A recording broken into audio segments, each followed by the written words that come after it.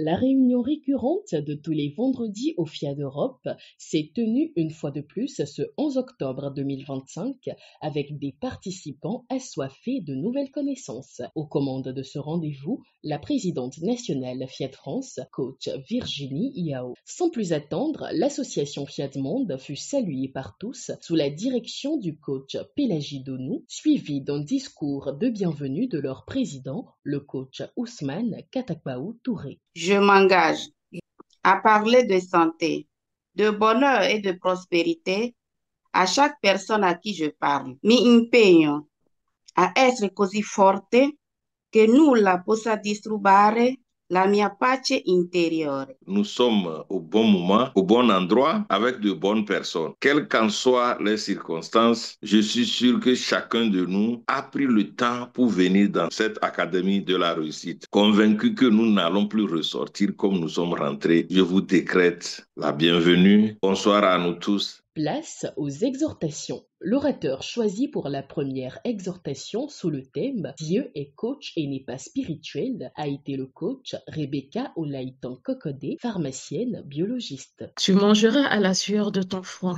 Plus qu'une recommandation est un coaching. À celui qui l'entend se lève et se met en marche. Il n'a pas dit « Tiens, on va chercher telle chose ». Il a dit « Tu mangeras à la sueur de ton front. Alors bouge-toi ». Dieu nous enseigne à nous mettre en mouvement. Il coachait hier, il nous coach aujourd'hui encore. Il nous montre comment utiliser ce qui existe déjà en nous. Notre intelligence, notre force physique, mentale, intellectuelle et j'en passe. Dieu est coach. Celui qui l'entend et qui utilise le coaching de Dieu pour lui en devient aussi coach, puisqu'il aurait réveillé Dieu en lui. Restons focus sur nos objectifs avec une foi agissante. Étudions, formons-nous et surtout, restons attentifs à ce que Dieu nous dit. Dans la deuxième intervention, le coach Nassi Katakbaou Touré, né à Gbanama, assistante trilingue, a entretenu les participants sur le thème « Quand la conscience grandit, l'amour devient intelligence ». Avez-vous déjà aimé quelqu'un ou quelque chose au point de réaliser avec le temps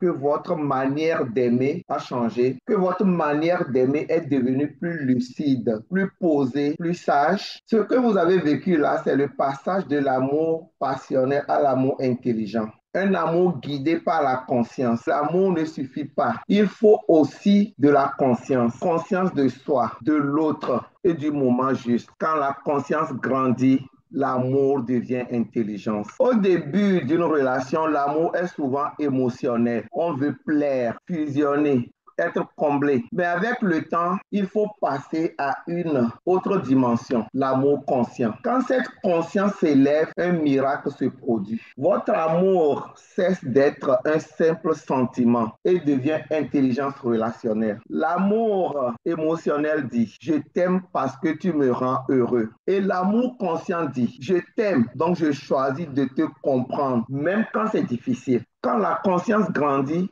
on ne cherche plus à gagner l'autre, mais à grandir avec l'autre.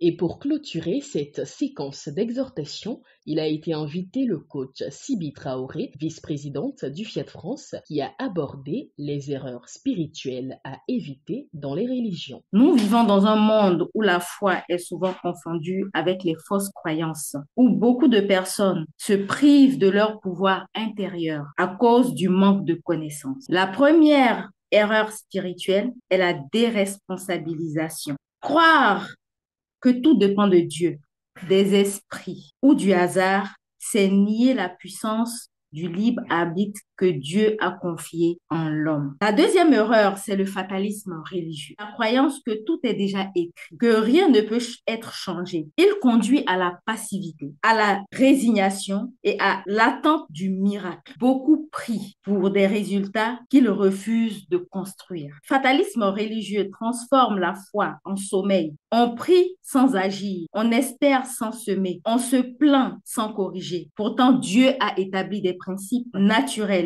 La troisième erreur spirituelle est la peur spirituelle.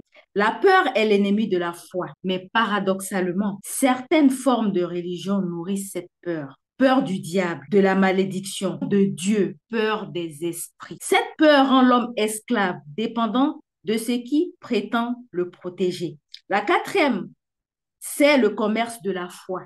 Dieu ne nous demande pas de croire aveuglément, mais de comprendre pour mieux croire et mieux agir. Il nous enseigne, nous équipe, nous pousse à agir. Le véritable changement ne vient pas de dehors, mais du dedans. La foi sans action est morte, mais la foi éclairée par la connaissance est puissante. Alors, évitons ces erreurs spirituelles. Ce fut ensuite le moment de recueillir les apports des uns et des autres. Pour terminer, les privilégiés se sont ressourcés positivement à travers l'atelier de programmation dirigé par le coach Fabienne Dossou, assistante médicale. Je reconnais Dieu et seulement Dieu comme ma substance, ma source et mon soutien. Fin de la séance, les participants satisfaits se disent à la prochaine pour de nouvelles thématiques inspirantes.